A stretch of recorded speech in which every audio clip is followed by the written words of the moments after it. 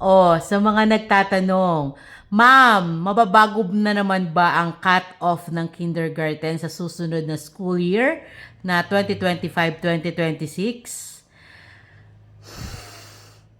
Dahil nga po inilabas na ang calendar of school activities ngayong araw na ito, malamang po ay mabago ang cut-off na naman ng age sa susunod na pasukan. Dahil po ang pasukan natin ay June 16, 2025, so malamang sa malamang mga August 30 po ang cut-off ng age natin ng kindergarten ay 5 years old on or before August 30.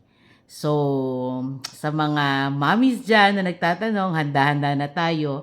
Handa ang mga damdamin kung hindi na naman makapasok ang inyong mga anak sa cut-off. So, yun lamang po.